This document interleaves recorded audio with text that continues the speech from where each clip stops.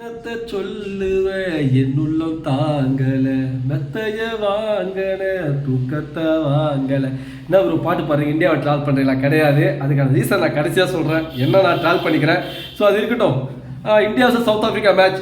ஆக்சுவலாக மேட்ச் வந்து south Africa ஆரம்பித்த விதத்தை பார்த்தா ஒன் சைடாக சவுத் ஆஃப்ரிக்காவுக்கு, அதாவது நமக்கு ஒன் சைடாக போயிடுது நினச்சேன்.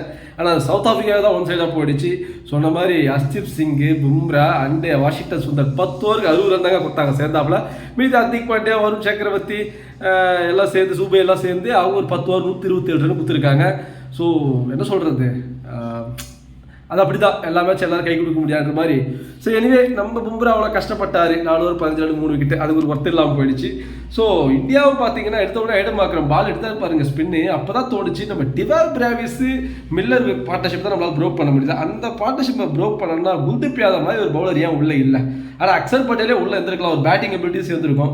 ரிங்கு சிங்கை உட்கார வச்சிருக்கலாம், ஒன்றும் தப்பு கிடையாது. இப்படியே பேட்டிங் சைடு வருவோம். அபிஷேக் சர்மாவுக்கு உடம்பு சரியில்லை, அவர் ஏதோ ஃபார்மில் இல்லை. நாம ஏன் சஞ்சு சாம்சன் உள்ளே கொண்டு வரக்கூடாது? அட்லீஸ்ட் 20-30 மனுஷன் அடிச்சிருப்பானேன்ற ஒரு எண்ணம் உங்களுக்கு வந்திருக்க கூடாதா? அதே மாதிரி திலக் வர்மா பாகிஸ்தானோட ஒரு மேட்ச் ஜெயிக்க வச்சிங்க. ஆனால் ரன்ன பால் தான் எல்லா மேட்ச் போயிட்டுருக்கீங்க. அப்படியே ஹிட் ஆனாலும் நீங்கள் அவுட் ஆகிடுறீங்க. என்ன சொல்கிறது எனக்கு புரியல. அப்படியே ஃபாலோடு போய் எல்லா விக்கெட்டும் விழுது. நான் என்ன சொல்கிறேன், ஒரு விராட் கோலி, MS தோனி மாதிரி இவங்களுக்கு வந்து அந்த ப்ரெஷரை ஹேண்டில் பண்ணுற ஒரு இது இல்லாமல் போயிடுச்சு இந்த காலத்து பசங்கன்னு தோணுது. பார்க்கலாம், நம்ம இந்தியா நம்ம விட்டு கொடுக்கக்கூடாது. இன்னும் லாக் அவுட்லாம் ஆயிடல, இன்னும் இருக்குது. ஒரு ட்ரையல் பார்த்தாங்க போல். இன் பிட்வீனில் கம்பீருக்கும் ஹர்திக் பாண்டியாவுக்குமே ஒரு கான்வர்சேஷன் போச்சு. அதில் கம்பீர் ஏதோ சொல்லி நான் சொன்ன மாதிரி இங்கே பண்ணலன்னு இவர் சொல்கிற மாதிரியும், அதுக்கு ஹர்திக் பாண்டியா ஏதோ ரிப்ளை பண்ணுற மாதிரிலாம் வீடியோ வருது. ஏன் இந்த குழப்பம் இந்த ஒரு மேட்ச்சில்? என்ன இவ்வளோ இதுவும் தெரியல. ஃபஸ்ட்டு கம்பீர் எப்படி இந்த டீமை கொண்டு போகிறாருன்னு நமக்கு புரியல. அப்செட் ஆகிடுறாரோ. ஆனால் இன்னொரு விஷயம் சுச்சுவேஷன் சொல்கிற கேளுங்க, நம்ம கம்பீர் திட்டவும் முடியல, மெல்லவும் முடியல, விழுங்கவும் முடியலன்ற மாதிரி இருக்குது. ஏன்னா உங்களுக்கு தெரியும், சில மேட்ச் நம்ம ஜெயிச்சு வரோம், ஒரு மேட்ச் தோற்றுறோன்ற பட்சத்தில் அவர் எப்படி நம்ம கொண்டு போகிறதும் தெரியல. உங்களுக்கு அந்த சுச்சுவேஷன் தான் நினைக்கிறேன். பார்க்கலாம் எப்படி போகுதுன்ட்டு, அடுத்தடுத்து மேட்ச்சில் எப்படி போகுது பார்க்கலாம். வெயிட் பண்ணுங்கள். யாரையும் நம்ம விட்டு கொடுத்துட தேவையில்லை. நாம் பண்ண சின்ன சின்ன மிஸ்டேக்ஸ் தான். பிளேயரை சரியாக நம்ம வந்து பிளேயிங் லெவலில் கொண்டு வரல, அது மட்டும்தான் ஒரு மிஸ்டேக்காக இருக்குமே தவிர, ஆனால் நம்ம ஒரு என்டையர் இந்தியன் டீமே நம்ம ப்ளேம் பண்ண முடியாது. காரணம் தான் ICC ஈவெண்ட்லேயே இப்போ ரீசெண்டாக இதுதான் 2வது தோல்வின்றாங்க. அப்போ எல்லா மேட்சும் நம்ம போயிட்டு ஜெயிச்சு கொடுக்கணும்னு கேட்கவும் முடியாது. ஏதாவது ஒரு மேட்ச் அது மாதிரி நடக்கும். இன்றைக்கி வருண் சக்கரவர்த்தி பொழுதுட்டாங்க, அதுக்கு என்ன பண்ண முடியும்? எல்லா மேட்சும் நம்ம எதிர்பார்த்த மாதிரியே இருக்காதுங்க.